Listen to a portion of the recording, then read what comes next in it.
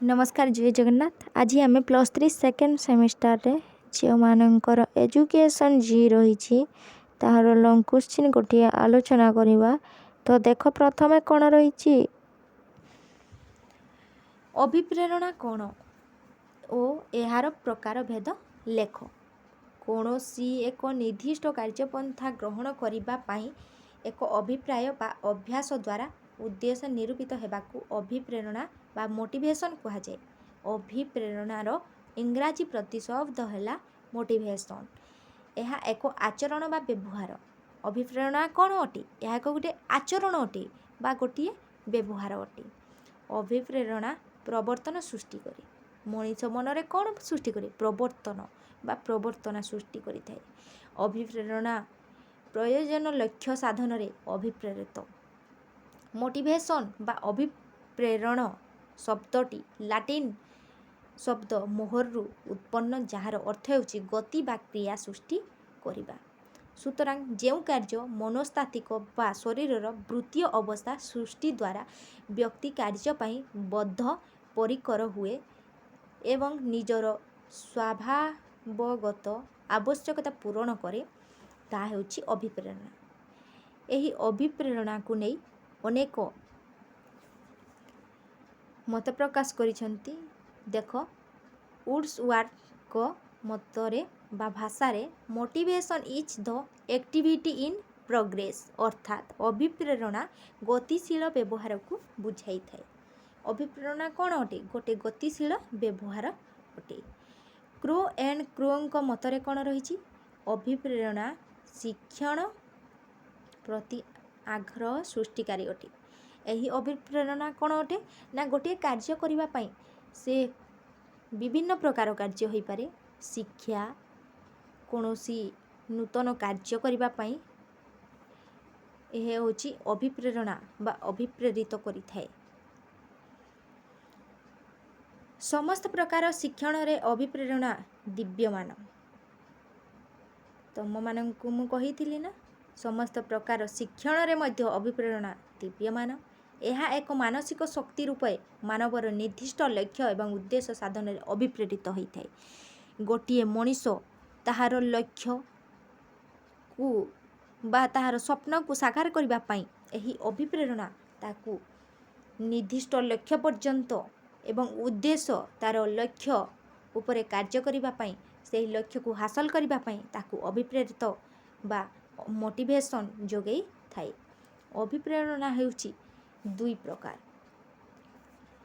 कौन कौन देख अभिप्रेरणा दुई भाग में विभक्त करा जायछि। एहा मानवर निर्दिष्ट लक्ष्य एवं उद्देश्य साधन में सहायक होइथाए। गोटे होची बाह्य अभिप्रेरणा एवं अन्य गोटे होची अंतः अभिप्रेरणा। बाह्य अभिप्रेरणा कौन?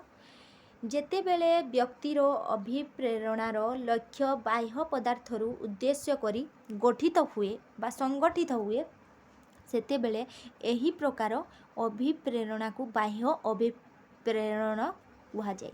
उदाहरण स्वरूप है पुरस्कार प्राप्ति आशारे बा दंडरू वंचित हेबा लगी छात्र माने अभिप्रेरणार बशवर्ती होई अध्ययन करिथांती।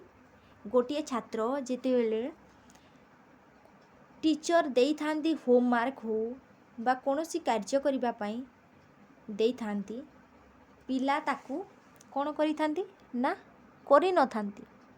कारण तांको भितरे किछि डर भय बा करिबार इच्छा न थाए तेणु से माने करी न थांती।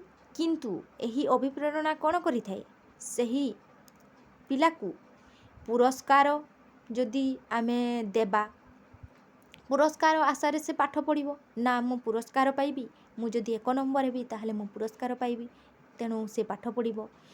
जदि टीचर कहिबे मु एई होमवर्क दउची काली लेखिकी न आण तेबे मु समस्तंकु दंड देबी तेणु सही दंडरू मध्य मुक्ति पाइबा पई पिलाटी डर भयरे सही कार्य को संपादन करिथाए। यह होची अभिप्रेरणार लक्ष्य। यह कार्य मध्यरे निहित थाए किछि लक्ष्य बा उद्देश्य साधन पाई बा बाह्य पुरस्कार एक ମାର୍ଗ ରୂପେ ଏହା କର୍ତ୍ତବ୍ୟ କାର୍ଯ୍ୟ କରେ। କୌଣସି ଏକ ଉଚ୍ଚ ସମ୍ମାନ ବା ଜୀବିକା ଅର୍ଜନ ନିମିତ୍ତ ନୂତନ କୌଶଳ ଶିକ୍ଷା ପ୍ରଶଂସା ବା ନିନ୍ଦା ପୁରସ୍କାର ବା ତିରସ୍କାର ଇତ୍ୟାଦି ସହ ଏହା ସଂଶ୍ଳିଷ୍ଟ ଅଟେ। ତାପରେ 2 ନମ୍ବରରେ ଦେଖ ଅନ୍ତଃ ଅଭିପ୍ରେରଣା। ଅନ୍ତଃ ଅଭିପ୍ରେରଣା କ'ଣ? ଅନ୍ତଃ ଅଭିପ୍ରେରଣା ପ୍ରତ୍ୟକ୍ଷ ଭାବେ ବ୍ୟକ୍ତିର ପ୍ରବୃତ୍ତି ସହିତ ସଂଶ୍ଳିଷ୍ଟ ଅଟେ। ଯେଉଁ ବ୍ୟକ୍ତି ନିଜେ ଯେଉଁ କାର୍ଯ୍ୟ ପ୍ରତି ଅଭିପ୍ରେରିତ ହୁଏ ଏବଂ ଯାହାର ଅଭିପ୍ରେରଣା ପ୍ରାକୃତିକ ତାର ସେହି କାର୍ଯ୍ୟ ପାଇଁ ଯଥେଷ୍ଟ ଆଗ୍ରହ ଥାଏ ସେହି କାର୍ଯ୍ୟ ସମ୍ପାଦନ କରେ। ଯଥା ଉଦାହରଣ ସ୍ୱରୂପ ହେବ ଆନନ୍ଦ ପ୍ରଦାନ କରୁଥିବା କାର୍ଯ୍ୟ ଗୁଡ଼ିକୁ ଆଗ୍ରହ ସୃଷ୍ଟି କରେ। ତେଣୁ ଆମେ ଜାଣିଲେ ଅଭିପ୍ରେରଣାର କ'ଣ ଏବଂ ଏହାର ପ୍ରକାର ଭେଦ। ବାହ୍ୟ ଅଭିପ୍ରେରଣାରେ ସେ କ'ଣ କରିଥାଏ ନା ଗୋଟିଏ ପୁରସ୍କାର ପାଇବାର ଆଶାରେ ବା ଶିକ୍ଷକ ତାକୁ ଦଣ୍ଡ ଦେବାର ମୁକ୍ତି ପାଇବା ପାଇଁ ସେ ବାହ୍ୟ ଅଭିପ୍ରେରଣା ଦ୍ୱାରା ସେ କାର୍ଯ୍ୟକୁ ସମ୍ପାଦନ କରିଥାଏ। ଆଉ ଅନ୍ତଃ ଅଭିପ୍ରେରଣା କ'ଣ ନା ସେ ନିଜ ମନରୁ ଆନନ୍ଦ ହେଉ ବା ଖୁସି ହେଉ ନିଜକୁ ଭଲ ଲାଗୁଥିବା ପାଇଁ ସେ କାର୍ଯ୍ୟକୁ କରିବା ହେଉଛି ଅନ୍ତଃ ଅଭିପ୍ରେରଣା।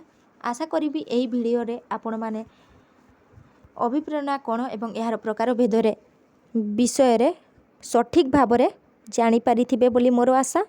ଯଦି ଭଲ ଲାଗିଥାଏ ଲାଇକ୍ ସେୟାର ଆଣ୍ଡ ସବସ୍କ୍ରାଇବ୍ କରିବାକୁ ଜମାରୁ ଭୁଲିବେନି। ତେଣୁ ଆପଣମାନଙ୍କୁ ମୁଁ ହାର୍ଦ୍ଦିକ ଧନ୍ୟବାଦ ଜଣାଉଛି। ଜୟ ଜଗନ୍ନାଥ।